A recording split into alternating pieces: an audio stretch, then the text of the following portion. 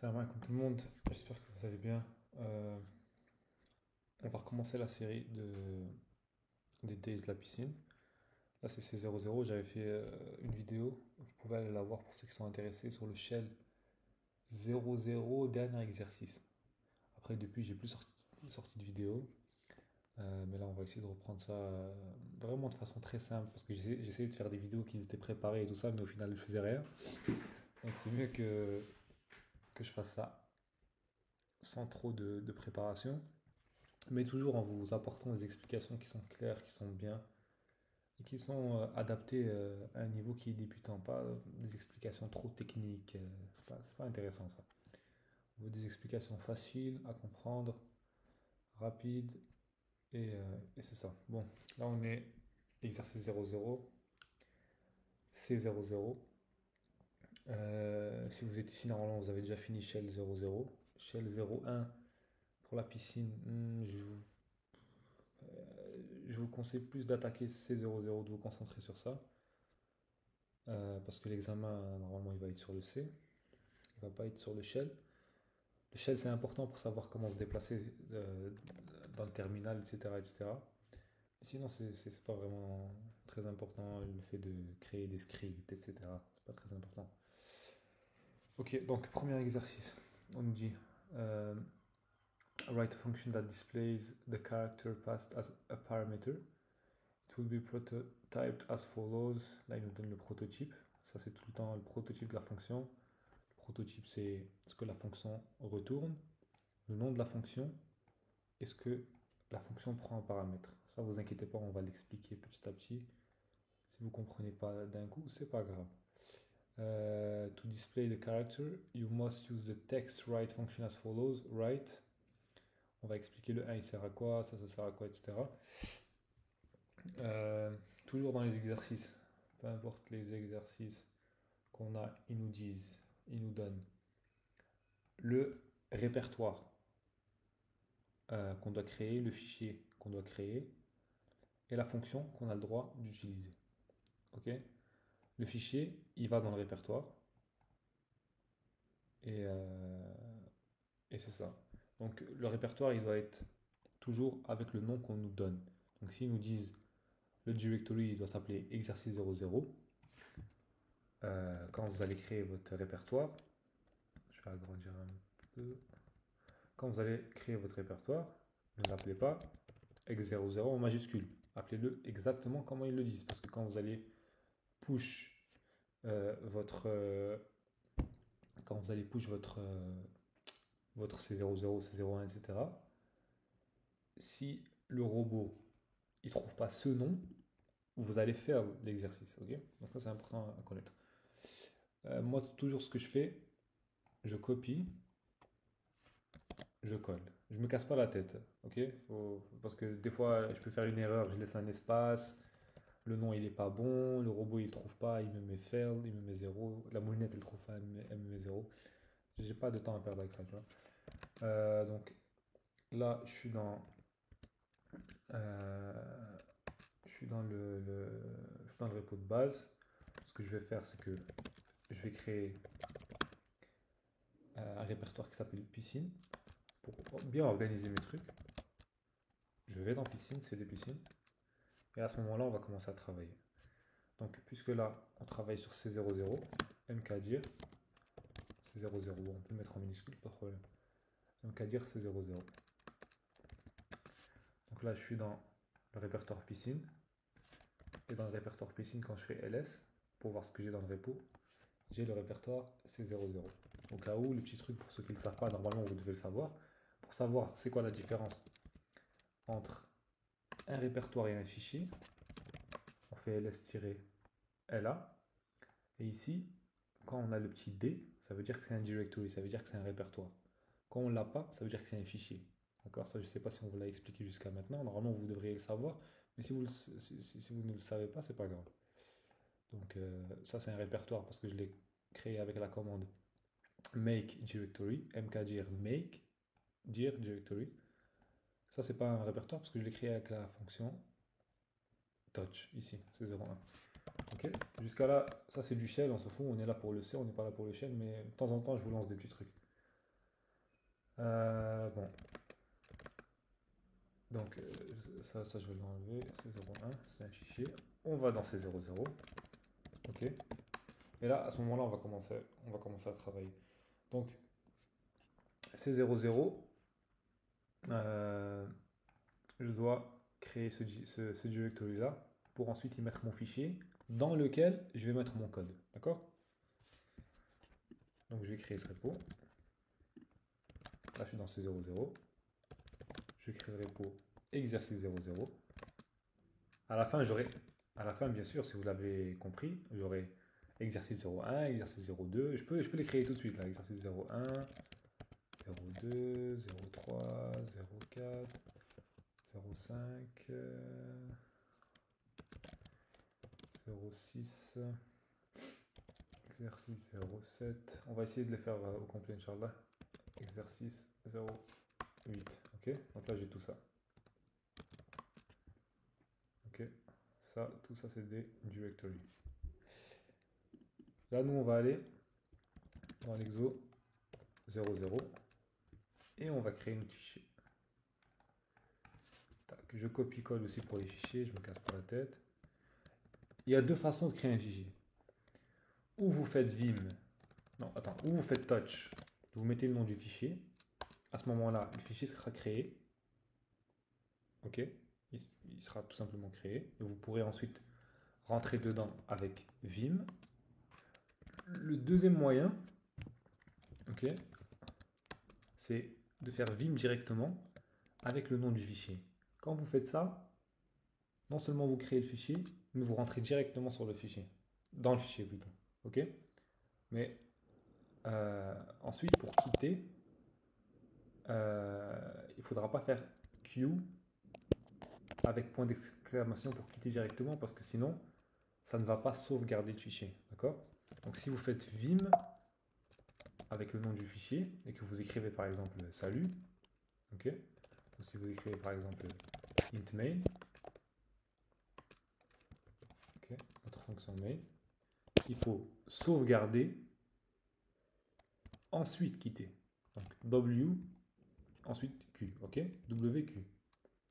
À ce moment-là, mon fichier est sauvegardé. Donc prenez la méthode qui vous convient, la méthode que vous trouvez la plus intuitive, la plus facile, et créez votre fichier, ok? Donc, on recommence. Je crée mon fichier. À ce moment-là, quand je fais touch, il est déjà sauvegardé. Donc ça peut être un peu plus facile à retenir, ok? Je rentre dans le fichier vim ft-putchar. Pour ceux qui se demandent comment j'écris aussi rapidement, en fait, j'écris pas. Je fais ft et ensuite je clique sur tab. Quand je fais ça, le terminal, en fait, il détecte que c'est ce fichier-là que je veux, ou plutôt que c'est ce fichier-là que je vise, ok? Je dois seulement lui dire, par exemple, si je veux rentrer dans le fichier, je vais faire vim, je veux seulement lui dire c'est quoi les deux premières lettres du fichier que je veux exécuter ou le fichier dans lequel je veux rentrer. Parce que si je fais vim et que je fais tab sans rien lui... Bon, là, ça va fonctionner parce qu'il y a un seul fichier. Mais si par exemple je crée un fichier test et que je fais vim tab, il va me demander dans lequel tu veux rentrer. Tu veux rentrer dans ft-putchar ou tu veux rentrer dans test? Donc, je dois lui donner les deux, trois premières lettres, ensuite faire tab et ça l'écrit rapidement. Ça évite en fait de faire ft-du-bas, put. Bon, c'est plus rapide quoi. Ok, je vais enlever test. Bon, là on rentre dans ft-putchar. Ils nous disent quoi? Ils nous disent écrivez une fonction qui affiche le caractère passé en paramètre. Ok, qu'est-ce qu'ils veulent dire par là exactement? Et ça, okay, j'étais en train de réfléchir comment j'allais vous l'expliquer. Je pense que le meilleur moyen, c'est que je vais écrire le code rapidement parce que c'est vraiment quelques lignes. Ensuite, je vais vous expliquer euh, comment ça fonctionne au niveau du compilateur et comment le compilateur il rentre dans votre fichier pour exécuter votre code. Donc ça, je pense que ça va être le meilleur moyen pour que vous compreniez. Donc on va prendre le premier exercice comme un exemple, d'accord? Donc je vais écrire le code, vous allez Ok, donc voici mon fichier. Voici le code qu'il y a dans mon fichier. Ça, je vais vous l'expliquer, mais on va le compiler d'abord. Bon, on va compiler le fichier ccftputchar, .out. Et là, j'ai la lettre Z qui s'affiche. C'est magnifique. Et c'est exactement ce qu'on nous demandait. On nous demandait d'écrire un fichier qui affiche la lettre qu'on lui passe en paramètre. Et là, on va rentrer dans le sujet, on va expliquer qu'est-ce qu'il veut dire par l'exercice. Je vais utiliser un tableau blanc pour vous expliquer quelques trucs de base que vous devez savoir pour avoir une idée un peu globale de la chose. Donc, en informatique, on a euh, notre ordinateur, ok, dans lequel on a le terminal, ok, on va l'appeler comme ça, terminal. Dans le terminal, comme vous l'avez appris dans Shell 00, le terminal, il sert à créer des fichiers, créer des répertoires, etc., etc. Il sert à beaucoup de choses. Aussi, créer des scripts, comme vous avez pu faire dans votre Shell 00. Et c'était à l'époque ce que les gens utilisaient avant qu'on ait une interface aussi belle comme celle-ci, où on pouvait créer directement les choses un peu plus facilement, comme ça, new folder. Maintenant, on peut renommer des folders rapidement comme ça, on crée des nouveaux. Mais à l'époque, c'était pas la même chose. Ils avaient seulement un terminal et ils devaient taper des commandes dans le terminal pour faire ce qu'ils avaient besoin de faire, quoi. Ok. Donc, nous, quand on nous demande d'écrire un programme informatique, qui dit programme informatique, qui dit tâche, dit code. Ok. Donc, si tu veux faire quelque chose, si tu veux faire X chose, il te faut un code, ok, pour exécuter ce programme-là. Je sais que ça peut paraître très simpliste et tout ça, mais des fois, il faut revenir aux bases pour avoir une idée globale. Euh, donc, on a notre ordinateur, on a notre terminal, on a notre fichier dans lequel il contient le code qu'on aura besoin pour exécuter une tâche X, ok. Ici, la tâche qu'il nous demande, c'est d'écrire une fonction qui affiche le caractère qu'on lui donne en paramètre. Qu'il l'affiche où? Qu'il l'affiche dans le terminal. Ok. Donc en gros, ce qu'il nous demande, c'est d'écrire une fonction, d'écrire du code qui, quand je vais lui donner une lettre en paramètre, je vais vous expliquer ce qu'il veut dire par paramètre, ça l'affiche ici. Donc moi, mon code, c'est exactement ce qu'il fait. Je lui donne Z et il m'affiche Z. Donc j'ai bien répondu, j'ai bien exécuté la tâche qu'il me demande. Mais comment est-ce que j'ai fait ça? Ok. Ce qu'il faut savoir, c'est que on a notre code qui est dans notre fichier, ok. Mais on a besoin de quelque chose pour exécuter ce fichier-là. Et ça, on appelle ça un compilateur, ok. Je ne vais pas écrire au complet parce que j'ai la flemme d'écrire avec ma souris. On appelle ça un compilateur. Parce que c'est bien beau d'avoir le code écrit sur plusieurs lignes, mais il faut quelque chose pour compiler ce code pour pouvoir l'exécuter sur l'ordinateur. D'accord? Parce que le code que vous écrivez à la base, par exemple euh, ftputchar ou intmain ou je ne sais pas quoi, ça c'est du langage humain. Mais l'ordinateur ne comprend que des zéros et des 1. Ok. Donc votre ordinateur, s'il n'y a pas quelque chose entre lui, entre lui et votre code, il va jamais comprendre le code que vous écrivez dans votre fichier. Et c'est quoi cette chose qui est entre lui et votre code? C'est le compilateur, d'accord? Le compilateur, nous qu'on utilise pour exécuter notre fichier, il s'appelle GCC ou CC. C'est deux compilateurs différents, ok? GCC, c'est le frère de CC, ok? Ne me demandez pas pourquoi, c'est quoi la différence, pourquoi lui il y a un G, on s'en fout, c'est pas important. Là, tout ce qu'on doit savoir, c'est qu'on a besoin d'un compilateur pour exécuter le fichier dans lequel on a notre code pour faire la tâche qu'on a besoin ou qu'on nous ordonne de faire. D'accord?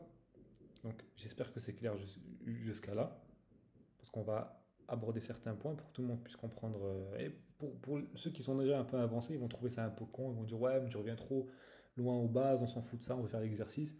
Mais il y a des gens qui viennent sur cette vidéo-là, qui n'ont même pas ça en tête, qui commencent la piscine, qui savent même pas tout ça. Il y en a, ils n'ont jamais ouvert un PC de leur vie. C'est la première fois qu'ils sont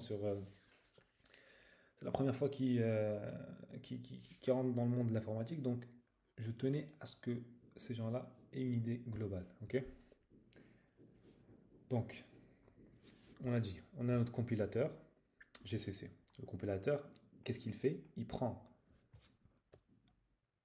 je vais afficher ce qu'il y a dans le fichier, il prend ce code, le compilateur là, qu'est-ce qu'il fait? Il prend ce code, il prend tout ce code-là en langage humain, il le transforme en 0 et 1. Comme ça. En plein de 0 et plein de 1. Ne me demandez pas comment il fait, on s'en fout. C'est pas important. Il le transforme en plein de 0 et 1. Il le donne à l'ordinateur. C'est 0 et c'est 1 parce que l'ordinateur, il comprend que ça. C'est comme si tu vas parler en français ou en arabe à un mec qui parle coréen. Il va te dire, je ne comprends pas. Tu comprends? Donc, ça ne va pas fonctionner. Euh, donc, il prend le code, il lui donne en 0 et en 1. À ce moment-là, ça exécute la tâche. Bon, c'est très rapide, hein. On voit pas tout ce travail derrière, tu vois. Nous, tout ce qu'on voit, c'est une lettre qui s'affiche. Mais c'est exactement ce que le compilateur il fait. Et le compilateur, comment il fait ça? Parce que je vous explique pas ça pour rien. Regardez. Le compilateur, quand vous lui donnez votre fichier dans lequel il y a le code, il rentre dans le fichier. Ok? Il rentre dans le fichier. Et où est-ce qu'il va en premier? Je vous agrandis ça. Il va dans la fonction main. Ok? Il va dans cette fonction-là. La fonction main en C, dans les autres langages, c'est autre chose, mais la fonction main en C, c'est notre fonction de base. C'est la première fonction dans laquelle le compilateur il va aller pour pouvoir comment dire ça? C'est un point de repère pour lui. C'est là où tu vas lui donner les autres fonctions que tu utilises pour faire X ou Y tâche. Ok? S'il n'y a pas la fonction main, le code il va jamais compiler. Regardez, ici je vais commenter la fonction main. Ça c'est la manière avec laquelle on commente sur plusieurs lignes. C'est quoi commenter? Commenter c'est pour dire au compilateur justement d'ignorer ces lignes-là. Ok? Quand on fait comme ça, on commente sur une seule ligne. Quand on fait comme ça, on commente sur plusieurs lignes. Ok? Donc à la place de faire tac, tac, tac, tac, on fait ouverture avec l'étoile, étoile, fermeture, et c'est de cette manière-là qu'on commente. Ok? Ok. Là, si je fais ça, vous voyez ce qu'ils me disent? En gros, ils me disent, le main, on ne le trouve pas, il y a un problème, on a besoin du main. Le compilateur, il a besoin du main, il ne le trouve pas. Donc on ne pourra rien faire avec ton code. C'est bien beau, là tu nous as écrit plein de code, mais s'il n'y a pas de main, on ne peut pas travailler. Donc c'est pour ça que le main, il est important.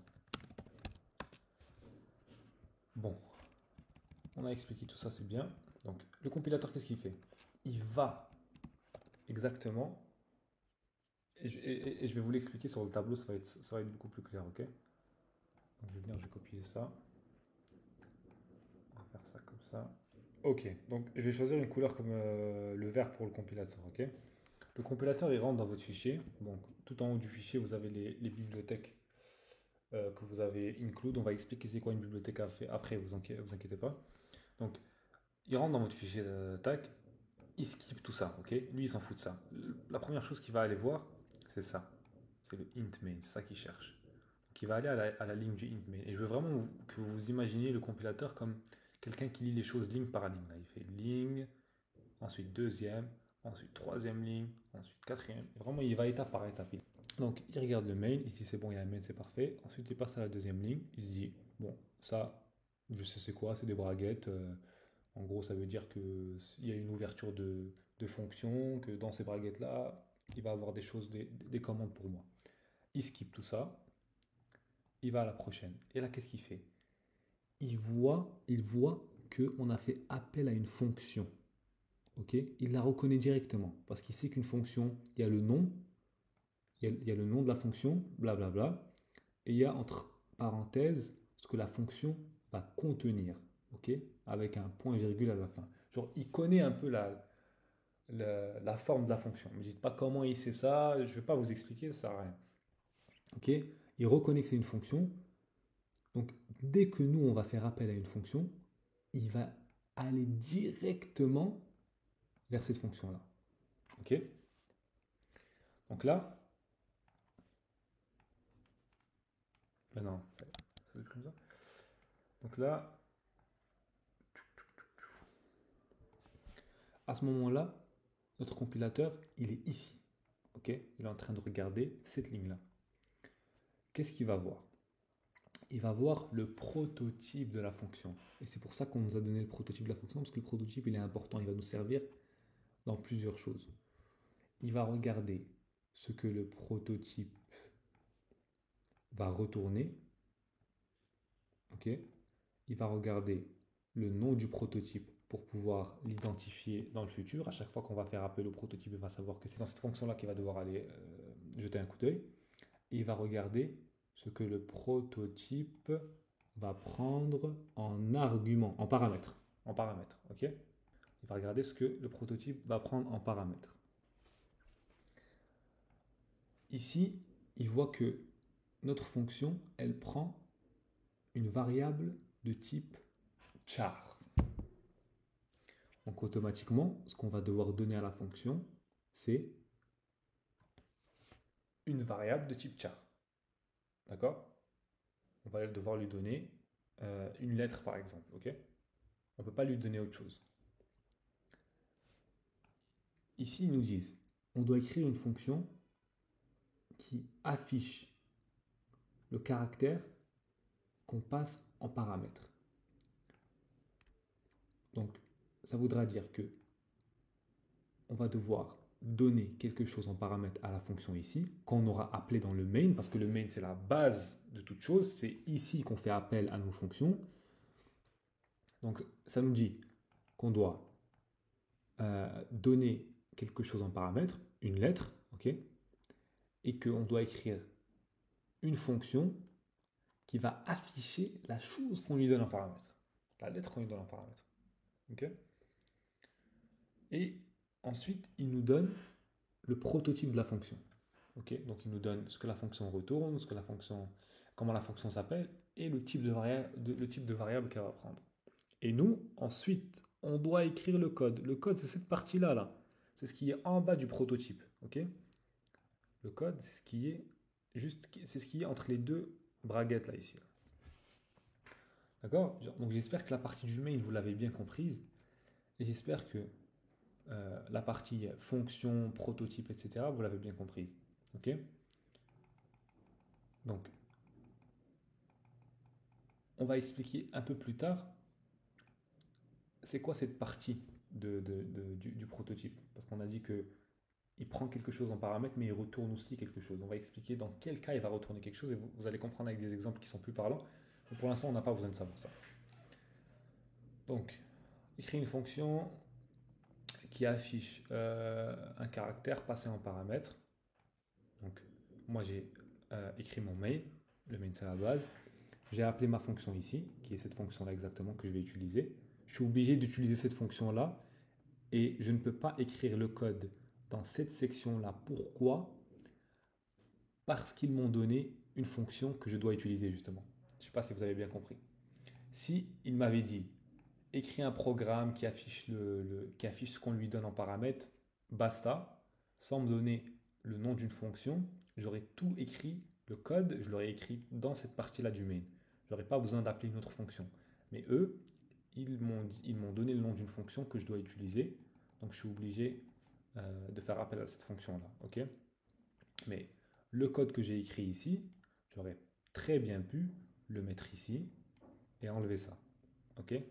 Mais juste, ils nous ont donné une fonction à utiliser. C'est juste une étape de plus. Des fois, 42, 13, 37, ils aiment bien nous embrouiller, tu vois. C'est comme ça. Ne vous posez pas trop de questions, parce que vous allez vous embrouiller. Bon, donc on va expliquer maintenant le code en détail.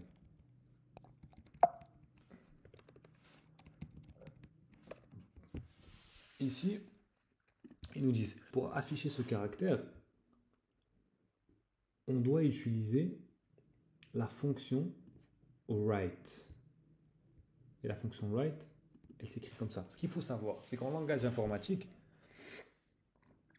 c'est que dans tous les langages informatiques du monde, il y a des fonctions qui ont déjà été écrites par les développeurs avant nous, les programmeurs avant nous, pour effectuer X ou Y tâches. Donc si par exemple tu veux afficher quelque chose dans le terminal, par exemple salut, t'inquiète pas, normalement il y a déjà quelqu'un qui a pensé à ça avant toi, ok? et qui a écrit une fonction qui sert à afficher salut sur le terminal.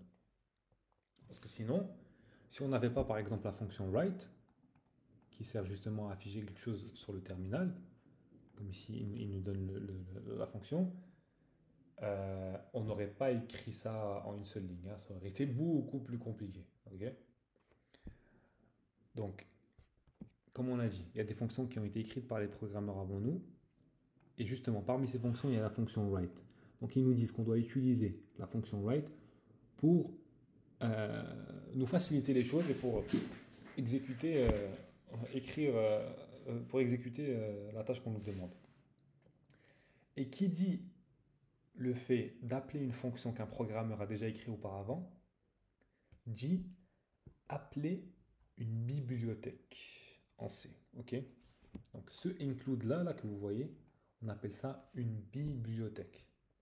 D'accord? Parce qu'en fait, si j'écris write, mais que je n'inclus pas la bibliothèque qui contient la fonction write, le compilateur, CC ou GCC, il ne va pas savoir d'où cette fonction elle provient. Il va se dire, mais qu'est-ce que tu me racontes? C'est quoi write? Je ne sais pas de quoi tu parles. Donc il a besoin d'une bibliothèque, d'une archive qui va contenir en gros ce que cette fonction elle fait et comment elle fonctionne. Ok? Et je vais vous montrer ça tout de suite. Si j'enlève ça, si j'enlève include, si j'enlève la bibliothèque et que j'essaie de compiler, il va me dire write, je sais pas c'est quoi. Tu vois? Alors, tu as fait appel à une fonction qui n'a pas été déclarée. Write, j'ai aucune idée c'est quoi. Donc c'est pour ça que je dois lui dire dans quelle bibliothèque, dans quelle archive, dans quel tiroir aller chercher la fonction que je suis en train d'utiliser qui a été programmée par un développeur avant moi. Ok? Donc j'espère que c'est clair jusqu'à là. Et s'il y a des choses qui sont floues, qui sont pas claires, je sais pas quoi, écrivez dans les commentaires. Écoute, j'ai pas compris, tes explications c'est vraiment pourri, je n'arrive pas à comprendre. Et je vais essayer de vous aider, on se contacte en privé ou quoi, et j'essaie de vous aider. Comme la devise de cette chaîne, c'est mes explications qui doivent s'adapter à votre cerveau et non votre cerveau qui doit s'adapter à mes explications. C'est comme ça que ça fonctionne. Ok? Donc c'est à moi, c'est moi qui dois faire les efforts. Donc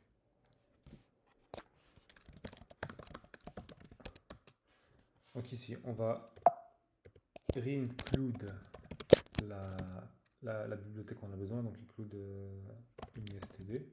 La bibliothèque, le tiroir, il s'appelle UniSTD, ne me demandez pas pourquoi, le nom c'est comme ça. Il y a plusieurs bibliothèques en C. Chaque bibliothèque contient un certain nombre de fonctions. Donc si par exemple je faisais appel à une autre fonction, moi je sais pas, une fonction qui me calcule la racine carrée de X nombre, eh ben, je vais faire appel, je vais pas faire appel à write, je vais faire appel à une autre fonction qui fait ça, et je vais devoir include une autre bibliothèque. Parmi les autres bibliothèques qu'il y a la bibliothèque math.h, un truc comme ça, si je me rappelle bien. Donc il y a plusieurs bibliothèques en C, ok? Ça c'est un truc important à savoir. De toute façon, si vous avez déjà un background dans d'autres langages informatiques, ça vous le savez déjà. Mais moi, mon contenu, il ne s'adresse pas seulement à vous, il s'adresse aussi aux personnes qui n'ont jamais mis un pied dans le monde de l'informatique. Donc, qu'est-ce que fait mon code? Ici, on a expliqué qu'est-ce qu'un include il fait, parce qu'on va utiliser la fonction write. Ici, dans mon main, je fais appel à la fonction ftputchar. Ftputchar, je lui donne une lettre qui est z, ok? Parce qu'ils nous disent ici write a function that displays the character passed as a parameter. Donc le caractère que je lui donne c'est z, je lui donne le caractère en paramètre, et lui il va devoir l'afficher avec cette fonction-là qui est write. Ok?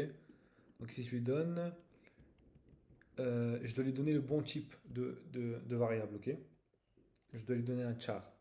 Donc ici je lui donne le caractère. Ok? Le compilateur il va venir sur cette ligne-là, il va skip cette ligne-là, il va venir sur write, et il va exécuter la fonction write pour pouvoir afficher le caractère que je lui donne ici. D'accord? Donc, il va exécuter cette fonction-là, qui est contenue dans cette bibliothèque-là, pour pouvoir afficher ce caractère-là. Euh, Ça, c'est le nom de la fonction. Ok? Write est le nom de la fonction. Et entre parenthèses, ça, c'est ce que la fonction, elle prend en paramètre. Moi, ma fonction, elle prend un seul truc en paramètre. Elle prend un char C. La fonction write, elle prend trois choses en paramètre. Elle prend entre autres la chose que tu veux afficher. Ok? Donc, je dois mettre une genre d'esperluette avec le nom de ma variable qui contient le caractère que je veux afficher pour qu'il puisse trouver le caractère que je veux afficher.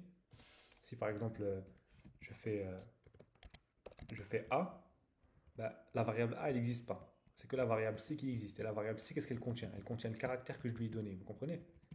Donc, je dois lui donner le, le bon nom de la variable pour qu'il puisse aller chercher la lettre Z et l'afficher. Le 1 ici, qu'est-ce qu'il veut dire? Il veut dire le nombre de caractères que je vais afficher sur le terminal. C'est le nombre de choses qu'on va afficher au terminal. Et ça, je dois l'indiquer à la fonction write. Parce que la fonction write, elle n'est pas très, très, très intelligente. L'autre 1 ici, qu'est-ce que c'est? C'est l'endroit dans lequel je vais afficher. 1, il fait référence au terminal. Ok? De manière très simple. Le 1, il fait référence au terminal. Ici, si je laisse le 1 comme ça, et que je fais ft-putchar, et que je compile avec cc, il va m'afficher le z comme vous le voyez. Ok? Et je peux très bien changer de lettre, hein, parce que je sais qu'il y en a qui se posent ce genre de questions un peu. Regardez. Attends.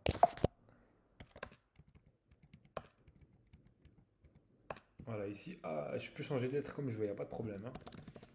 La fonction, le code, il marche tout le temps. Qu'est-ce qu'on disait? Oui. Si ici, je change le 1, je mets par exemple 230 ou 290, à ce moment-là, il n'y a plus rien qui s'affiche.